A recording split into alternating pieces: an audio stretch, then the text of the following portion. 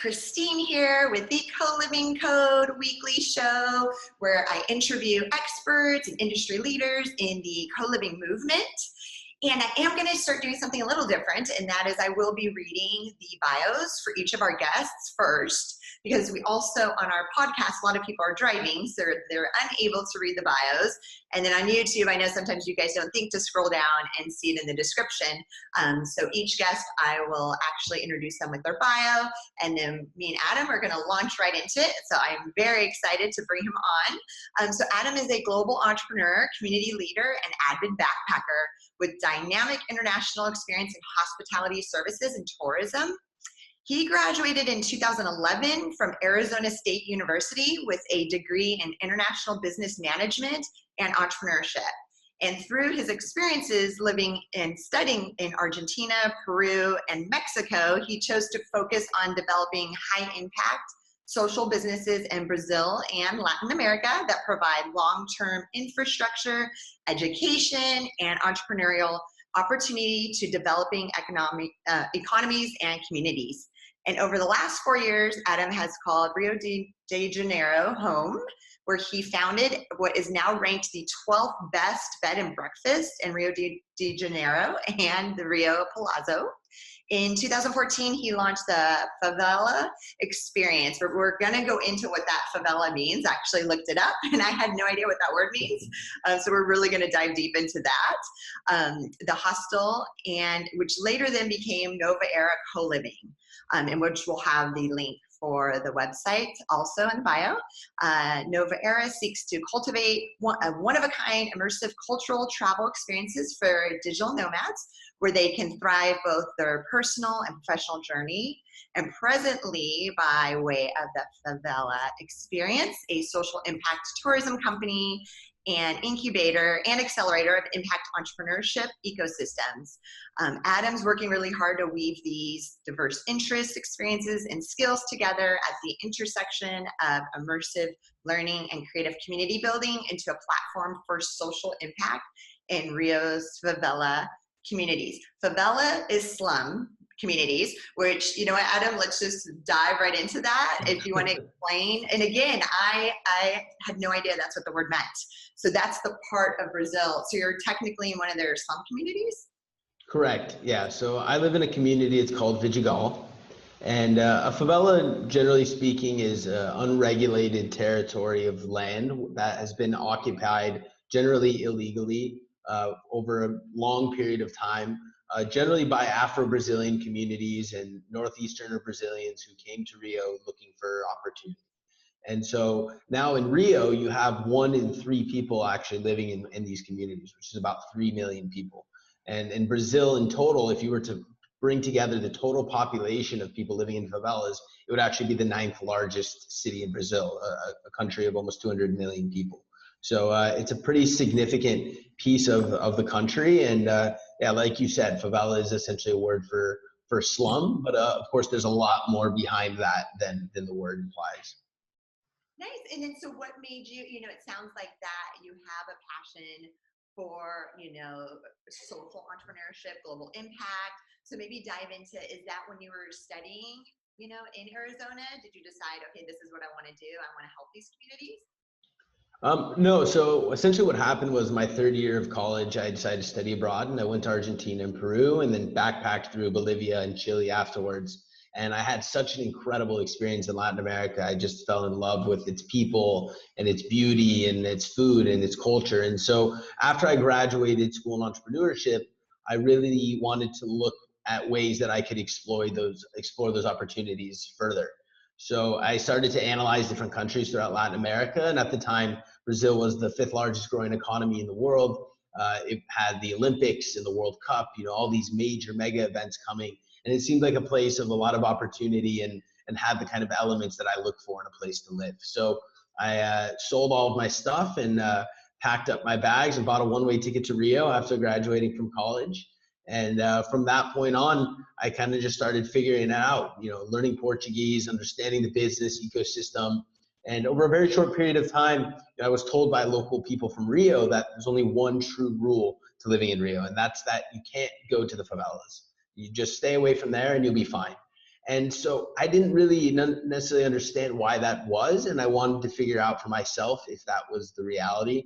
And so I walked into one of these communities and everything was different than what I expected. And I was received with such open arms, and I met such amazing and beautiful people that, kind of took me in and treated me as their own. And so I realized that favelas kind of had a marketing issue, and that the media, talking about violence and drug trafficking and all these other elements, was really kind of focusing on the negative pieces, but there was so much more to it than that. And so I kind of made it my life passion to figure out how I could go about doing that. No, and Adam, and I got chills when you were saying that. And when you said when you got there and you're like, wait a minute, this isn't that bad. That's amazing. And, you have had a lot of press. Obviously I took a look at your website, Huffington Post, you've had amazing stories and press done about your place, which congrats to you, right? So just trying in the marketing problem, showing people wait a minute, it's not as bad as you guys think. So I love that. So did you originally start as a bed and breakfast, as a hostel? Have you merged it more into a co-living home? Kind of maybe tell us about that evolution. Sure. So essentially, when I first got to Brazil, I was fresh off of a bunch of student debt, and I didn't have any money to create what I wanted to make. And so I had to figure out, how can I leverage my knowledge and my experience to create something. And so I created a partnership with a local Brazilian, had this beautiful home in the hills of the artist district in the Bohemian district that's called Santa Teresa. And we created a partnership to convert his home into a bed and breakfast. So we started with one room, and as we made a little money, we opened up a second one, and over time we expanded that into 6 rooms. So I did that for about a 2.5-year period, in which we were very successful. As you mentioned, we were able to reach number 12 on TripAdvisor in the city in a very short period of time, and we received people from all over the world. And so through that experience, I acquired a lot of knowledge about the Rio travel industry and what the kinds of things that people were looking for when they came to the city, and also what was missing from that equation. So shortly after establishing and kind of operationalizing and systemizing that organization, then I moved to the favela in a separate part of the city, and we developed a new space. So we found a nonprofit that had this incredible building, and they were going through all these challenges financially, and they didn't know how to take advantage of the space. And I said, well, listen, I have the experience and the knowledge, and let us create a space within your property, and we'll share a percentage of that revenue with you until we get to a fixed amount that's equivalent to your monthly necessities. And so we essentially started like that, kind of how we started the bed and breakfast. Super bootstrapping it, a lot of working off of kind of recycled materials and our own hard labor. And we started developing the space. And over time, we were able to reach about 10 rooms. So we're able to receive about 25 different people within our space. And since then, over the last 4 years, we've just been working on improving that process and improving this space as much as possible, and receiving a lot of feedback. And over that period of time, we've received around 4,000 people from 40 different countries. So it's been a really dynamic, amazing experience, and with a lot of learning. And now, I'm happy to say today, the money that we generate from those, from that co-living, sustains that nonprofit 100%. Oh, I love hearing that. And then, so how many people can stay at one time? Yeah, so the maximum occupancy would be 25.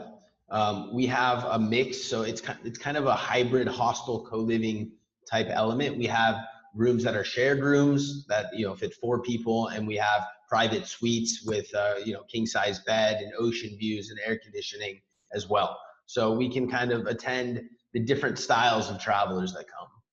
And so it sounds like, and they all kind of get along, because that is 2 different demographics typically, but everybody, it works really well. Yeah, it definitely works really well. I mean, everybody seeks different things, but ultimately the reason that people come to stay with us are for the same reasons. They're looking for a unique, deep, cultural, immersive experience.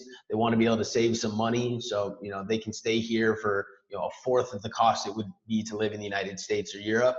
and acquire a different language, and we connect them to a lot of local cultural projects that also generate impact in the community. So they can learn jiu-jitsu, they can learn samba, they can learn surfing, and that generates money for nonprofits as well. So that kind of guiding fabric of social impact and alternative living style and cultural immersion kind of brings everybody together. I love hearing that. Okay, good. And then my next question was, what percentage, like where are most of the people coming from to stay there? Are they from the US, Europe, Asia? Like what's kind of the demographic? Right. Well, so historically, the majority of our guests have actually come from Latin America. So Argentina, Chile, Brazil. I would say that makes up about 50% of the people that stay with us. We do have a decent amount of Americans that come here as well, though we'd love to receive a lot more, and a lot of Europeans as well, from France, UK, Germany. So it's very diverse in that sense, but it shifts with the years depending on tourism demands and depending on what's happening with the economy. It tends to shift. But I would say it's more European and Latin American based than it is American. Got it. And because you've been down there, you said already 5 or 6 years. 6 years. Okay, nice. Yeah, and you could tell how much you love it. Like you're very passionate about it, which is exciting to see. I love that. So what, as far as, because it sounds like, again, you have a hybrid of both, the co-living. So when did you really, because again, co-living is just a term that's picking up popularity recently. How recent did you guys start using the term? Yeah, I would say it's been about 2 years. So initially when we started, it was much more hostel oriented.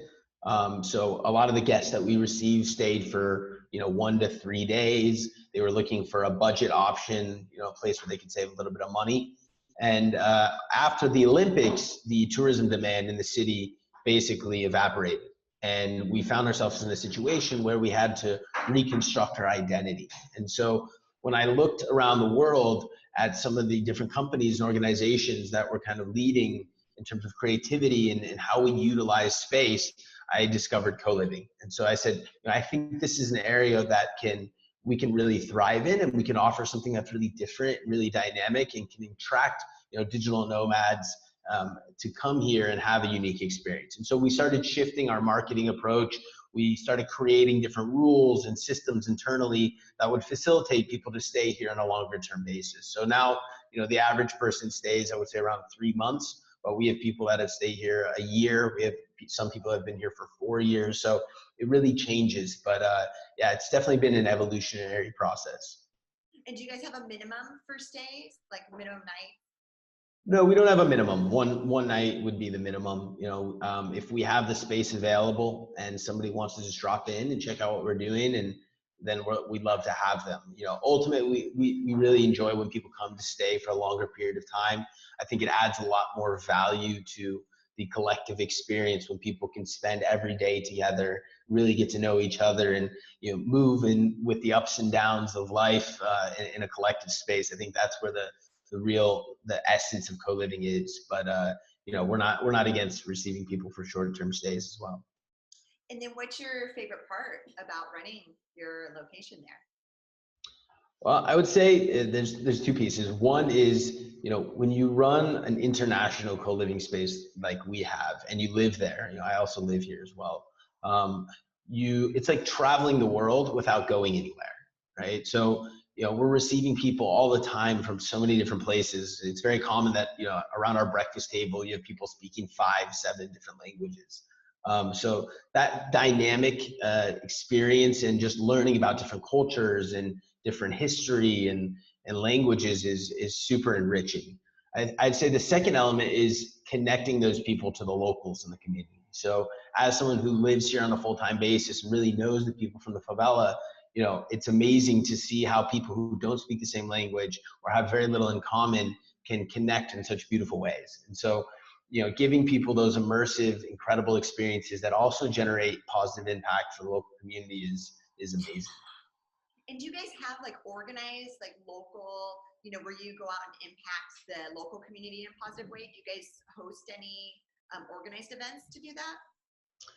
Kind of. So the first option is either you can just participate in some kind of class or experience. So let's say you want to take Afro-Brazilian capoeira classes. You can do that at a nonprofit project that's a partner of ours that works with children. And so by going to those classes and paying for those classes, you're helping support that project and you're meeting the kids from the community. And so it's mutually beneficial. The second possibility is we do sometimes do work exchanges, or people can also just volunteer with our organization or with some of our partner organizations. So one of the benefits of the fact that we also have a nonprofit, we also have our own social business, is that we have a lot of needs. And we have an incubator, we have an accelerator of entrepreneurs in the community. And so digital nomads in general have a lot of really unique experience that they can add value to what we're doing, and we can create mutually beneficial kind of agreements based on that. That is really cool. No, that's awesome. I love that you guys are doing that. And your earlier point about, you get to travel. I've never heard it put that way, but you're exactly right. It's like you get to travel the world without going anywhere. Because if people come in and you learn so much about their culture and, the types of foods they like to eat, it's just the same thing even here in LA. It's really fun. We get excited when we have somebody here from a different country that we haven't had yet. And we're just asking a million questions. It's the best. It's the best. For sure. So the main language there is Portuguese. Do they speak Spanish, a lot of Spanish? Like, what are the other languages that are the most common in that area? Yeah, so people in general do not speak Spanish nor English. Now, Portuguese being a Latin language grammatically has a lot of similarities to Spanish. So people who do speak Spanish definitely have a leg up, and it's much easier for them to learn Portuguese and to interact with locals. So most of them can understand a sufficient amount of Spanish to be able to interact with people. English is a little bit more challenging, but the thing that's really cool about Brazilian people, and especially Brazilians from the favela, is that they're really open, warm people. And so even if they can't speak your language, they interact with you, they engage you, they take you places, and they really kind of force you to be their friends. And so even though the language can be a barrier, and that is an element, sometimes it's challenging for people, I think that also adds a lot of unique experience to it. That, it takes people outside of their comfort zone, and they can't just show up and speak their language and hang out. They actually have to try hard and work to create connection. And so I think that adds an additional element that's amazing. Awesome. So my last question that I ask everybody, Adam, is where do you see the just this really amazing revolution of co-living going in the future? Yeah, I think co-living is going to start taking a direction of looking at more of the social dynamics and kind of the intentionality of community creation. So, it's great that people come to a space and live together and share spaces and are able to kind of streamline the process of creating community and living somewhere together. But I think that there's so much potential in that and the different knowledge and experience that those people bring. And I think the power of that, when you can figure out unique ways to connect those people both internally but also with their external environment, is massive. And so I think over time we're going to start seeing co-living organizations thinking about, how can we integrate in our local communities? How can we facilitate people not to just come stay here and live here, but to come here and thrive and to come here and be successful and to add value to the neighborhoods and communities around them. So, that's where I'd like to see things go. And what we're trying to do is be a leader for a model that can eventually be replicated for other places. So I think one of the things that's really missing from the co-living industry, specifically in the United States and more developed countries, is the inclusivity factor. So, unfortunately, people who don't have as much financial resources or maybe grew up in a poorer neighborhood, they're less likely to have the opportunity to be a part of a co-living space. And I think that's not fair. And I also think that there's a lot of value added by bringing together people of different, economic standards and education into the same space. And so what we're trying to do here in the future is expand to have more rooms and be able to basically leverage the people that are able to pay more so that people that can pay less can also be a part of that. And so what we're trying to raise money for right now is to create a new space, a bigger space, where people from the favela can live in this co-living space, optimize their quality of life, and co-live with other people from around the world at a value that they can actually afford. So without displacing people, without facilitating gentrification, but facilitating community development. So I don't know if the co-living industry is quite there and ready for that, because that's not always the most profitable path. And so there has to be investors who are willing to make a sacrifice on their profit margins so that there's an increase in the social impact. And we're hoping to be one of the first kind of leaders in that, and hopefully that can serve as a model for others. I love that. And just the other night, I was at an event here in Los Angeles, and Podshare, which is based out here. Elvina was one of the guest speakers for the night just by chance, and I was so excited I was there because that was a surprise. But she had told a story where there was somebody, a homeless gentleman that actually was able to stay at Podshare amongst everybody else. They didn't know he was necessarily homeless, but he actually integrated really, really well. He was so grateful for the opportunity. It changed his life. And it's like, how are we able to do that in a way that it doesn't affect anybody? It actually uplifts everybody. So I'm excited to see you take that on, and let me know if I could support you in any way. That's amazing to hear that. I love that. So it's a perfect point to end on. Actually, I have one more question. Software. So we're developing software because we've hacked together so many things. How do you guys do your bookings? What software applications are you guys currently using to communicate booking, that kind of stuff? Yeah, so right now we don't have internally really any specific software that we use to manage it. We use Slack channels for internal communication, and general spreadsheets for financial management. We have weekly meetings where we discuss things, and there's different people who are responsible for overseeing cleaning and making sure everybody's doing their fair share. We don't have cleaning services that are contracted out, so everybody has to contribute in order to maintain the space. So we have kind of our internal systems that we use to facilitate that, but there's no real software that we're using to base that on. In terms of bookings, in the past we used a software called Cloudbeds. So that was actually a software made primarily for hostels, but it was an easy way to just be able to take bookings online and update all of the different portals as well, like booking.com, Airbnb, etc. So we found that to be the best tool out there thus far, but we've been looking into some different co-living softwares as well, and I look forward to learning more about what you're creating, and also looking at how we can integrate that with the co-working software, because we do have a co-working space here as well. And in the future version of what we like to develop, we plan on having a significant amount of co-working space. So yeah, that's where we're at right now. Awesome. Well, Adam, thank you so much for your time. I really appreciate it. This is an awesome interview. I know now I'm trying to make my travel plans for 2019. I'm like, okay, Brazil needs to be on the list. I haven't been so, and if you're ever in Southern California, definitely let me know. And for sure. Thank you again. Yeah, thank you as well. It's a pleasure to connect, and come visit. For sure. Okay. All right.